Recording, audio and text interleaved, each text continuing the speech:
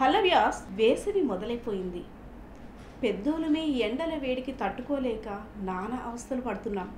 మరి ముఖ్యంగా చూసుకున్నట్టయితే చిన్నపిల్లల సంగతి ఏంటి? వేసవిలో చిన్నపిల్లల పట్ల ఎలాంటి జాగ్రత్తలు తీసుకోవాలి? చిన్నపిల్లలకి ఇచ్చే ఆహారంలో ఎలాంటి మార్పులు చేసుకోవాలి? సో ఇలాంటి క్వశ్చన్స్ అన్నిటికి కూడా మనకి ఆన్సర్ చెప్పేందుకు మన ముందైతే ఉన్నారు చిన్నపిల్లల వైద్య నిపుణులు వెంకట పద్మ హాస్పిటల్స్ అధినేత డాక్టర్ వెంకటేశ్వరరావు గారు ఉన్నారు. ఆయన అడిగి మనమైతే మరిన్ని విషయాలు అడిగి తెలుసుకుందాం. డాక్టర్ గారు నమస్తే అండి. వేసవి మొదలైపోయింది. సో చిన్నపిల్లలు తినే ఆహారంలో తల్లిదండ్రులు ఎలాంటి జాగ్రత్తలు తీసుకుంటే వేసవి నుండి విముక్తి పొందగలరు చిన్నపిల్లలు? అంటే మనకి సమ్మర్లో అంటే పిల్లలు వర్సెస్ పెద్దవాళ్ళ కింద మనం కన్సిడర్ చేస్తే పిల్లల యొక్క సర్ఫేస్ ఏరియా, చర్మం యొక్క సర్ఫేస్ ఏరియా పెద్దవాళ్ళ కంటే 1.5 రెట్లు ఎక్కువ ఉంటుంది. అంచేత ఒకే వాతావరణంలో పిల్లలు, ఒకే వాతావరణంలో పెద్దలు ఉంటే పిల్లల నుంచి పోయే చెమట రూపంలో దాన్ని ఇన్సెన్సిబుల్ వాటర్ లాస్ అంటారు, కనబడని వాటర్ లాస్. సో దాని మూలంగా తెలియకుండా కొంచెం డిహైడ్రేషన్లోకి వెళ్తారు. అందుకనే వాటర్ కంటెంట్ ఉన్న ఫుడ్స్ ఎక్కువ ఇవ్వాలి. అంటే ఈ టైంలో మనకి సమ్మర్లో ఫ్రూట్స్ కూడా, అందుకని నేచర్ కూడా మనకి వాటర్ మెలాన్ రూపంలోని, పైనాపిల్ రూపంలోని, మామిడి పళ్ళ రూపంలోని, ఇట్లా ఈ టైంలోనే మన సమ్మర్లోనే ఎక్కువ వాటర్ కంటెంట్ ఉన్న ఫ్రూట్స్ కూడా మనకి అవైలబుల్గా మనకి జరుగుతాయి అన్నమాట. అది సంచేత సిట్రస్ ఫ్రూట్స్, వాటర్ మెలాను, మీకు ఏదైతే పైనాపిల్, అట్లాగనే మనకి మజ్జిగ, పెరుగు, కోకోనట్ వాటర్, ఈవెన్ మనకి రొటీన్గా దొరుకుతున్న ఆకుకూరలు, వీటిలో కూడా వాటర్ కంటెంట్ రిలేటివ్గా కొంచెం ఎక్కువ ఉంటుంది అన్నమాట. సో ఆహారాన్ని మనం అలాగే సమయాలను మనం చేసుకుంటే చాలా వరకు ఆ ఇబ్బంది లేకుండా మనకి ఉండడానికి అవకాశం ఉంటుంది. సో ముఖ్యంగా చూసుకున్నట్టయితే వేసవి తాపాన్ని తట్టుకునేందుకు పెద్దోళ్ళమే ఐస్ వాటర్ అని, లేదంటే షర్బత్లని, చల్లగా ఉండేదాన్ని ఆస్వాదించాలని కోరుకుంటుంటాం. మరి పిల్లలకి ఇచ్చే పానీయాల్లో చల్లదనం అనేది ఎంత టెంపరేచర్లో ఉండాలి? ఐస్ వాటర్ని పిల్లలకి ఇవ్వడం మంచిదా లేదంటే హానికరమా? ఇప్పుడు యాక్చువల్గా ఇప్పుడు జనరల్గా మనకు దాహం వేసినప్పుడు కామన్గా ఉండే ఒక అభిప్రాయం ఏంటంటే వెంటనే కూల్ డ్రింక్స్ తీసుకుంటారు. కూల్ డ్రింక్స్లో ఆల్మోస్ట్ 16 స్పూన్ల యొక్క షుగర్ ఉంటుంది. అందుకని అది ఓన్లీ కార్బొనేటెడ్ వాటర్ అని అంటాం. అది తాగిన వాళ్ళకి ఇంకా డిహైడ్రేషన్ అవుతుంది. సంచితి ఎప్పుడైనా ఇలాంటి ఎండాకాలంలో వడదెబ్బలు ఉన్నప్పుడు ఇమీడియట్గా వాళ్ళు ఎవరైనా కూల్ డ్రింక్స్ తాగితే వాళ్ళు ఇంకా డిహైడ్రేషన్లోకి వెళ్ళిపోవడానికి అవకాశం ఉంటుంది. సో మన ఇంటి దగ్గర మన అవైలబుల్గా ఇలాంటి డ్రింక్స్ అని ఉంచుకోవాలంటే వాటర్ రీహైడ్రేషన్ సొల్యూషన్స్, అవి దాంట్లో ఎలక్ట్రోలైట్స్ ఉంటాయి, అంటే లవణాలు ఉంటాయి, వాటర్ ఉంటుంది. కాబట్టి పిల్లల యొక్క దాహంతో పాటు చెమట రూపంలో పోయే లవణాలను కూడా, అంటే సోడియం, క్లోరైడ్ లాంటి లవణాలు కూడా రీప్లేస్ అవుతాయి. మనం కూడా ఎప్పుడైనా దాహం వచ్చినప్పుడు అంటే చెమట రూపంలో పోయిన తర్వాత మనం ఉత్తు వాటర్ తాగితే దాంట్లో ఎలక్ట్రోలైట్స్ ఉండవు కాబట్టి వాళ్ళకి ఇంకా దాహం పెరిగినట్టు అనిపిస్తుంది. అంతేదేమంటూ ఈ సాల్ట్, షుగర్, నిమ్మకాయ కలుపుకున్న వాటర్ తాగడం కానీ, లేకపోతే మజ్జిగ తాగడం కానీ, లేకపోతే కోకోనట్ వాటర్లో పొటాషియం ఎక్కువ ఉంటుంది, అది తీసుకోవడం కానీ చేస్తే పిల్లల్లో సంతృప్తికరంగానో వాళ్ళు డిహైడ్రేషన్ లేకుండా వెళ్తారు. ఇంకోటి గమనించుకోవాల్సిన పేరెంట్స్ కూడా పెద్దవాళ్ళలాగా డిహైడ్రేషన్ పిల్లలు చెప్పరు.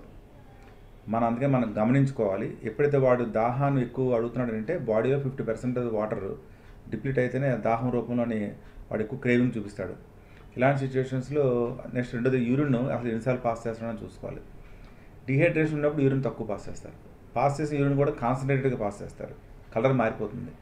సంచేత పిల్లలకి కరెక్ట్గా 50 ml per kg body weight, 10 kg ఉన్నాడంటే 1/2 లీటర్ వాటరు ఇంక్లూడింగ్ ఈ ఫ్రూట్ జ్యూసెస్తో కలుపుకొని మనం వాడికి ఇవ్వగలిగితే రోజుకి వాడి డిహైడ్రేషన్ మనకి కరెక్ట్ అవుతుంది. చాలా వరకు ఇబ్బంది లేకుండా ఉండొచ్చు. ఆహార విషయం వరకు వచ్చి ఈ పాయింట్స్ మనం కేర్ఫుల్ తీసుకోవాలి.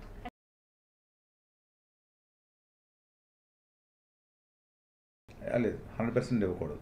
అంటే ఎస్పెషల్లీ చెప్పాను కదా, మనకి దాహం తీరడానికి ఆ టైంకి ఐస్ క్రీమ్ తినాలనిపించినా, కూల్ డ్రింక్ తాగాలనిపించినా అనిపించవచ్చేమో కానీ, బట్ ఏ పర్పస్ కోసం అయితే మనం తీసుకుందాం అనుకుంటున్నామో ఆ పర్పస్ సరిపోకపోవడమే కాకుండా ఇంకా మనం నష్టం వెళ్ళడానికి అవకాశం ఉంటుంది. దాహం వేసిందనంటే లిక్విడ్స్ రూపంలో ఇవ్వాలి. అదే ఆ లిక్విడ్స్ కూడా మనకి శరీరానికి హానికరం లేని లిక్విడ్స్ ఇవ్వాలి. ఈ కార్బోనేటెడ్ డ్రింక్స్ అంటే కోకోకోలా కానీ, పెప్సీ కానీ, ఏదైతే మన సోకాల్డ్ కూల్ డ్రింక్స్ మనకు దొరుకుతున్నాయో ఆ కూల్ డ్రింక్స్లో ఓన్లీ షుగర్ వాటర్ డిహైడ్రేషన్లోకి తీసుకెళ్ళడానికి అవకాశం ఉంటుంది.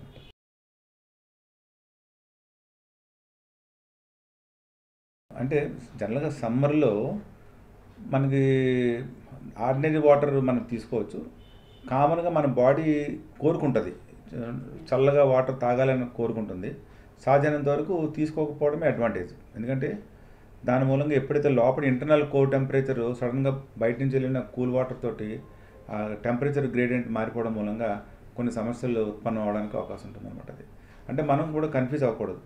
సమ్మర్లో పిల్లలకి సమ్మర్ మూలంగా డిసీజ్ అయిన ఎఫెక్ట్ అయిందా, సాధారణమైన పరిస్థితుల్లో అందరూ తీసుకోవాల్సిన జాగ్రత్తల గురించి మనం రెండుగా డివైడ్ చేసుకొని మనం మాట్లాడుకోవాలన్నమాట. అది ఇప్పుడు నేను చెప్తున్నవన్నీ కూడా సాధారణంగా అందరు పిల్లలు సమ్మర్లో తీసుకోవాల్సిన జాగ్రత్తలు మాట్లాడుతున్నాం. In case summer heat stroke మూలంగా కానీ, హీట్ క్రాంప్స్ డెవలప్ అయినా, సడన్గా వాడు హీట్ ఎగ్జాస్షన్ వచ్చినా, హైపర్ పైరెక్స్ వచ్చినా, అలాంటప్పుడు తీసుకోవాల్సిన జాగ్రత్తలు మళ్ళీ మారిపోతాయి అన్నమాట. చిన్నపిల్లలు వేసవి వచ్చిందంటే చాలు ఎక్కువగా ఆడుకోవాలని ఆలోచిస్తుంటుంటారు. ఎంత మనం ఇంటిలో కట్టడి చేయాలన్నా ఎవ్వరి తరం కూడా కాదు. సో అలా ఆడే పిల్లలు సన్కి ఎక్స్పోజ్ అయ్యి కలర్ మారిపోతుంటుంటారు. సో కలర్ మార్పు అనేది సహజమా? అంటే సమ్మర్ తర్వాత మళ్ళీ పాత కలర్ని వాళ్ళకి వస్తుందా? సో సమ్మర్లో ఎండ వేడిని తట్టుకునేలా పిల్లలు ఉండాలంటే ఎలాంటి సన్స్క్రీన్ లోషన్స్ వాడాలి? అంటే న్యాచురల్గా ఎప్పుడైనా మన శరీరంలో మన యొక్క రంగు, మన తెల్లగా ఉన్నామా, బ్రౌన్గా ఉన్నామా, నల్లగా ఉన్నామా, ఇవన్నిటికీ కారణం ఏంటంటే మన శరీరంలో ఉన్న మెలనోసైట్స్. ఆ మెలనోసైట్స్ ఎక్కువ ఉన్నవాళ్ళు డార్క్గా ఉంటారు. ప్రపోర్షనేట్గా మన ఇండియన్స్ అందరికీ కూడా ప్రపోర్షనేట్గా ఉంటే బ్రౌన్గా ఉంటాం, తక్కువ ఉంటే తెల్లగా ఉంటారు. సో అదే ఆధారపడుతుంది. ఎప్పుడైనా సన్కి ఎక్స్పోజ్ అయితే ఆ మెలనోసైట్స్ డార్క్న్ అవుతాయి. ఇంకా దాని ప్రాపర్టీ డార్క్గా ఉంటాయి అవి. సో దాని మూలంగా ఇబ్బందులు, కొంతమంది డార్క్ అవుతారు. దాన్ని సన్ ట్యాన్ అంటాము. అదే 100% జరుగుతుంది. అంచేది మనకి సమ్మర్లోనే కోచింగ్స్ కానీ మనకి జనరల్గా స్విమ్మింగ్కి లేకపోతే బయట పరిగెట్టడానికి, వాటికి ఆటల పోటీకి తీసుకెళ్ళడానికి మనకి ఎప్పుడైతే ట్రైనింగ్ ఇస్తూ ఉంటామో అలాంటప్పుడు సన్స్క్రీన్ వాడుకోవాలి. సన్స్క్రీన్ కూడా 6 నెలలు దాటిన పిల్లలకు మాత్రమే రికమెండెడ్. అది కూడా 30 SPF ఉన్నది రాసుకోవాలి. సన్లో ఉన్న ఎవ్రీ 2 అవర్స్కి కూడా మళ్ళీ అప్లై చేసుకోవాలన్నమాట. అది చేసుకోవడం వల్ల కొంచెం సన్ ట్యాన్ డెఫినెట్గా మనకి తగ్గడానికి అవకాశం ఉంటుంది. ఎంతైనా మినిమం కొంచెం ఉంటుంది. బట్ మళ్ళీ సమ్మర్ అయిపోయిన తర్వాత రెగ్యులర్ ప్యాటర్న్లోకి వచ్చేసరికల్లా మళ్ళీ వాళ్ళు ఒరిజినల్ కలర్ వాళ్ళు ఇచ్చేస్తారు. సో సమ్మర్లో పిల్లలు ఎలాంటి బట్టలు వేసుకుంటే వేసవి వేడిని తట్టుకోగలరు? జనరల్గా సమ్మర్లో ప్రధానంగా ఇబ్బంది పడేది ఏంటంటే, చెప్పాను కదా, వాడి శరీరం నుంచి పోయే స్వెట్ 1.5 times ఎక్కువ పోతుంది. కాబట్టి న్యాచురల్గా పిల్లవాడు కంఫర్ట్ ఫీల్ అవ్వాలని చూస్తాడు. ఆ స్వెట్ కూడా అబ్జర్వ్ అవ్వాలి. మనం లినెన్ అలాంటివి ఏమైనా క్లాత్ వాడామనుకోండి, లైనన్ అలాంటివి, నైలాన్ అలాంటివి ఏమైనా సిల్క్వి అలాంటి ఏమైనా బట్టలు వేసుకున్నారనుకోండి, చెమట రాదు, చెమట పోదు. సో అంచేత వాడికి ప్రిక్లీ హీట్ అన్నీ విపరీతంగా వచ్చేస్తాం, చెమటకాయలు వచ్చేసి చాలా ఇబ్బంది పడిపోతారు. అందుకని వేసుకునే డ్రెస్ కూడా టైట్గా ఉండకూడదు, లూజ్గా ఉండాలి. కాటన్ దుస్తులు వేసుకోవాలి. వాడికి బాడీలోకి ఎయిర్ ఫ్రీగా వెళ్ళడానికి అవకాశము ఇచ్చుకోవాలన్నమాట. అది ఎప్పుడైతే పూర్తిగా డ్రెస్సెస్, ప్యాంటు, చొక్కా అలాగే పూర్తిగా కవర్ చేసుకున్నాం అనుకోండి, ఈవెన్ న్యాచురల్ ఎయిర్ వెళ్ళకపోవడమే కాకుండా సన్లైట్, మినిమం సన్లైట్ కూడా మనకి శరీరానికి అవసరం. ఎందుకోసం మన శరీరంలో విటమిన్ డి తయారవ్వాలంటే మినిమం సన్లైట్ ఎక్స్పోజర్ కూడా అవసరం పడుతుంది అన్నమాట.